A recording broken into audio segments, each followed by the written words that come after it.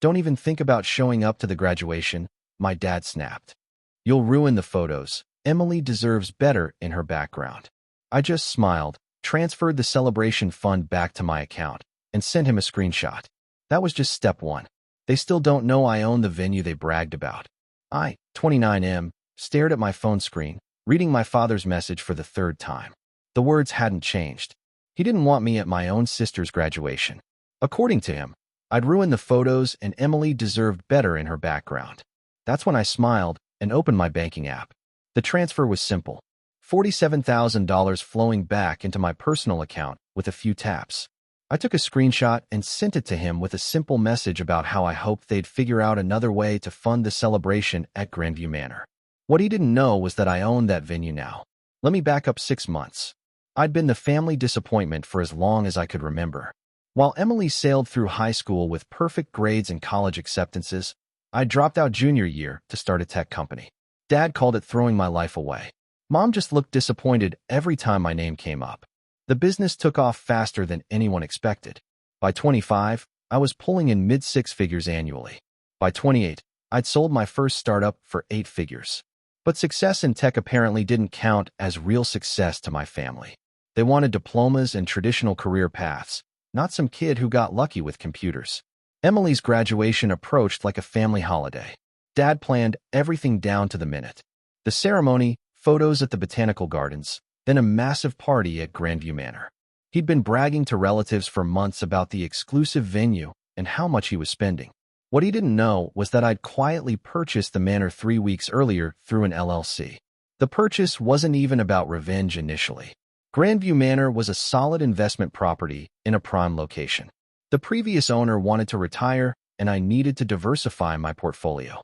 When Dad mentioned booking it for Emily's party, I realized the cosmic joke the universe had handed me. His text message that Wednesday changed everything. The venom in his words, the casual cruelty of telling me I'd ruin photos just by existing, finally pushed me over the edge.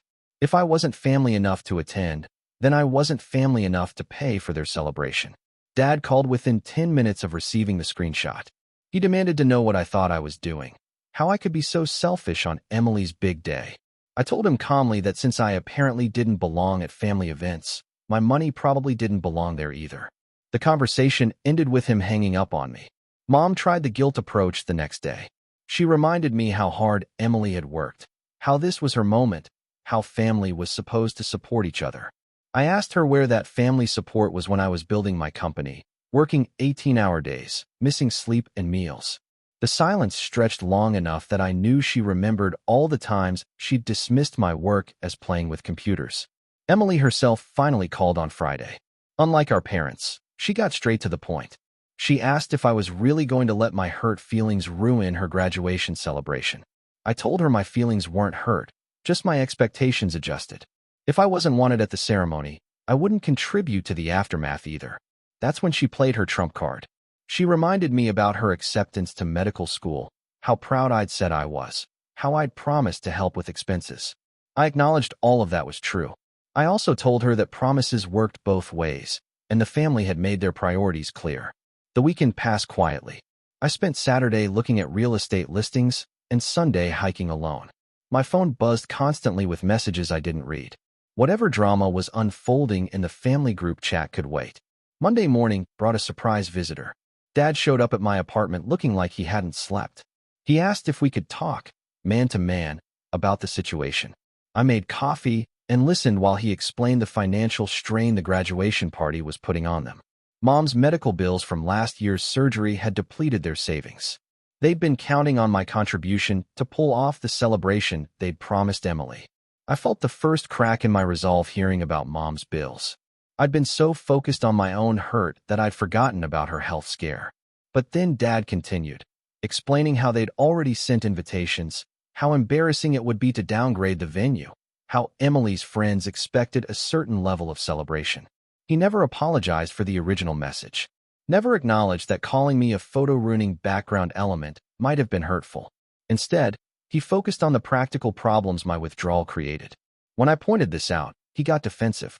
He claimed I was being oversensitive, that he'd just meant I didn't photograph well at formal events. The conversation ended badly. Dad left angry, muttering about ungrateful kids and family loyalty. I finished my coffee and called my lawyer to discuss the Grandview Manor situation. If my family wanted to use emotional manipulation, I needed to understand my legal position. Tuesday brought the first real surprise. Emily showed up after classes, not angry but curious. She asked about my business, really asked, for the first time in years. I found myself explaining the acquisitions, the investment strategy, the careful portfolio building I'd been doing. She listened without judgment, asking smart questions about market timing and risk management. Then she dropped her bombshell. She'd known about Grandview Manor for 2 weeks. Her boyfriend worked for the title company that handled the sale. She'd been wondering if I'd mention it, waiting to see how the family drama played out. I asked why she hadn't said anything to our parents. She explained that she wanted to understand my perspective first, to see if there was more to my reaction than simple spite. Smart kid, I thought. Maybe medical school was the right choice for her analytical mind. We talked for 3 hours. She told me about the pressure she felt to be the perfect child, how exhausting it was to live up to everyone's expectations. I shared stories about the early business days, the failures nobody knew about, the loneliness of succeeding in a field my family didn't understand or respect. By the end of the conversation, we'd reached an understanding. Emily didn't want a massive party anyway. She preferred small gatherings with close friends. The whole Grandview Manor celebration had been Dad's idea, his way of showing off to relatives and colleagues. She just wanted to graduate and start the next phase of her life. Wednesday morning, I made 2 phone calls. The first was to my property manager, confirming that Grandview Manor had availability for private events. The second was to Emily, offering her a different kind of graduation gift. Instead of funding Dad's elaborate party, I proposed something smaller. A dinner for 20 people at the Manor's private dining room. Her closest friends, a few relatives she actually liked, and yes, our parents if they could handle being gracious guests rather than demanding hosts. Emily loved the idea. She also suggested we present it as her choice, not my ultimatum. She'd tell our parents she wanted something more intimate, that she'd found a way to make it work within their budget. We agreed to keep my ownership of the venue between us for now. Thursday brought the family meeting. Emily announced her preference for a smaller celebration, explaining that she'd rather have meaningful conversations than a massive party where she couldn't spend time with anyone. Mom seemed relieved, probably calculating the money they'd save. Dad initially resisted, arguing about the invitations already sent, the expectations set with relatives. But Emily held firm, using the same diplomatic persistence that had gotten her through high school politics. Eventually, he agreed to contact people and explain the change in plans. I offered to help coordinate the smaller event, mentioning that I knew someone who might have connections at nice venues. Emily played her part perfectly, acting excited about the prospect of an elegant dinner instead of a big party. Friday afternoon, I called Dad with the good news. I'd found a venue available for Emily's preferred date. Grandview Manor had a cancellation for their private dining room. The cost would be significantly less than the original ballroom rental, and the intimate setting would be perfect for meaningful celebration. Dad's relief was audible. He thanked me for the effort, acknowledged that maybe a smaller event was better, and even admitted that the financial pressure had been keeping him awake at nights. It was the closest thing to humility I'd heard from him in years. The irony wasn't lost on me.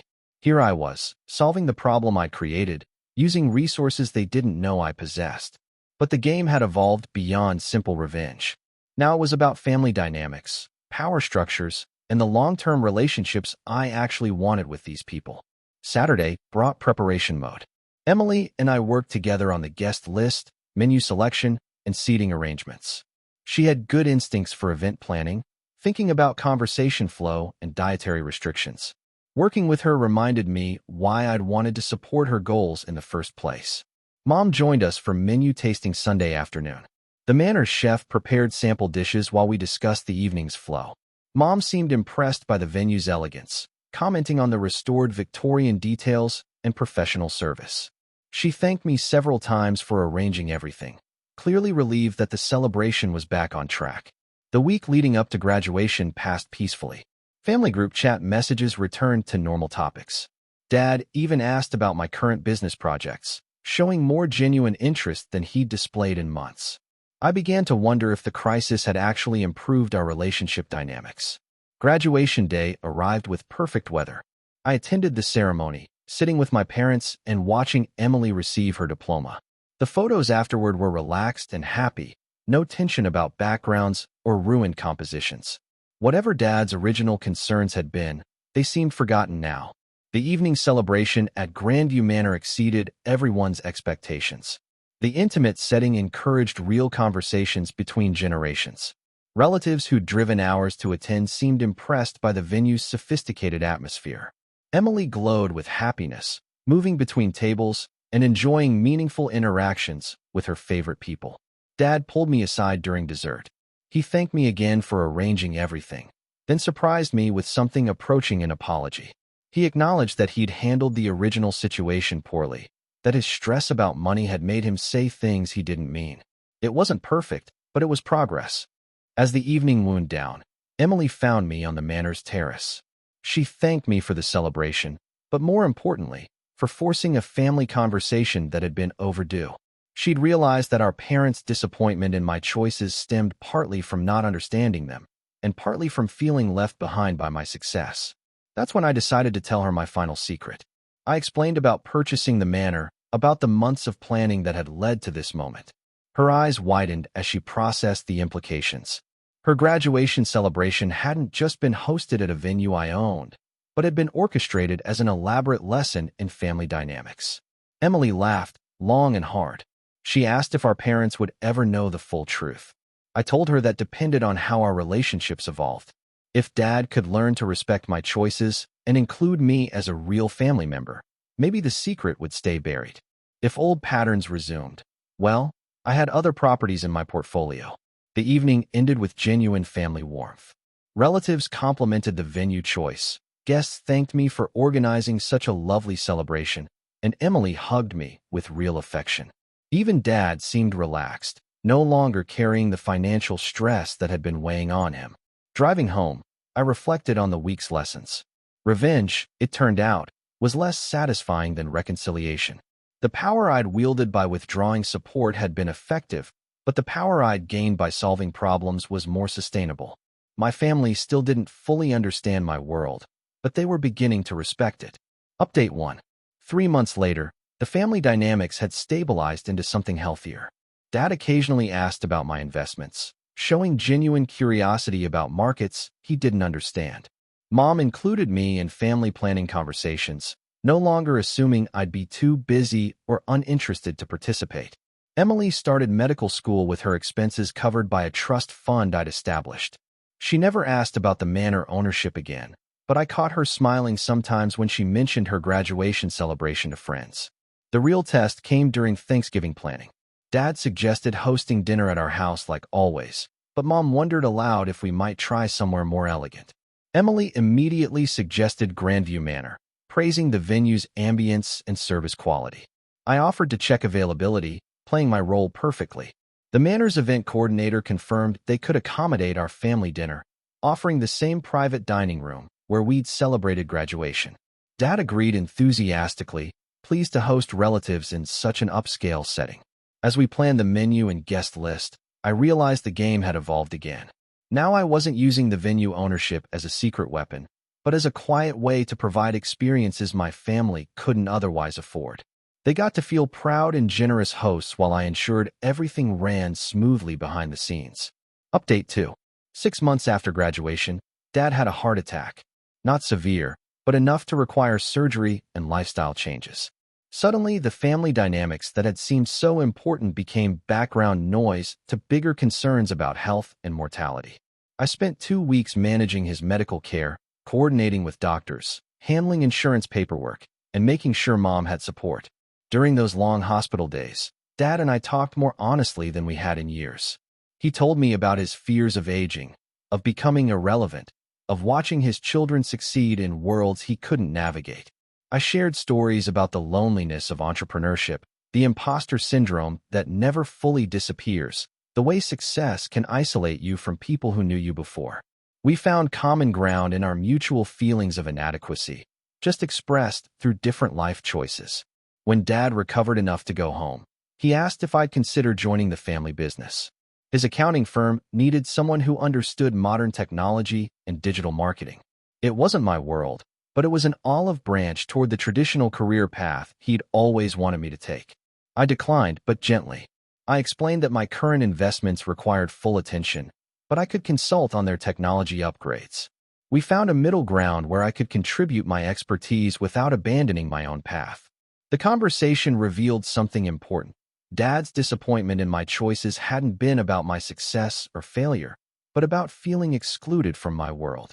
When I started explaining my business decisions and including him in investment discussions, his attitude shifted dramatically. Update 3. A year after the graduation drama, Emily finished her first semester of medical school with honors. She called to thank me for the trust fund, but more importantly, for the family intervention that had preceded it. She'd realized that our parents' financial stress had been affecting everyone's relationships in ways they hadn't recognized. During winter break, she suggested a family dinner to celebrate her grades. Without hesitation, Dad suggested Grandview Manor, now treating it as our special place. I arranged another private dining room, watching my family enjoy an experience they believed they were choosing themselves. That evening, Emily cornered me in the Manor's library. She asked directly if I planned to ever tell our parents about owning the venue. I told her I'd been considering it, waiting for the right moment and context. She suggested their upcoming anniversary might be perfect timing. They'd been married 35 years, and Mom had mentioned wishing they could afford to renew their vows somewhere elegant. If I offered the manor as an anniversary gift, it would reframe the ownership revelation as generosity rather than manipulation. The idea had merit. Instead of surprise, I've been controlling your celebrations. It would be surprise. I want to give you something special. The narrative mattered more than the facts, especially for parents who valued traditional gestures of family loyalty. 2 weeks later, I presented the anniversary gift over Sunday dinner. I explained about the manor purchase as a business investment that had turned into a family opportunity. I offered to host their anniversary celebration there, covering all expenses as their gift. Mom cried. Dad sat quietly for several minutes, processing the implications of everything that had happened over the past year. Finally, he asked if I'd bought the venue before or after the graduation drama. I told him the truth. Before, but the drama had influenced how I'd chosen to use it. That's when he laughed, really laughed, for the first time since his heart attack. He told me I was more like him than either of us had realized, prone to elaborate planning and dramatic gestures when our feelings got hurt. He just used spreadsheets and budgets. I used real estate and financial leverage. The anniversary celebration 3 months later was perfect. 35 years of marriage, 4 generations of family, and enough honest conversation to clear the air on years of accumulated resentments. My parents renewed their vows in the manor's garden while I watched from the terrace, finally feeling like a full member of the family I'd been born into. As they danced to their wedding song, Emily joined me on the terrace. She asked if I'd learned anything from the year-long family experiment. I told her I'd learned that power used vindicatively creates distance, but power used generously builds relationships. She nodded, then added her own observation. Sometimes people need to see consequences before they can see their own behavior clearly. Dad hadn't understood how his words affected me until I withdrew my support. Mom hadn't realized how much they depended on my contributions until I stopped making them.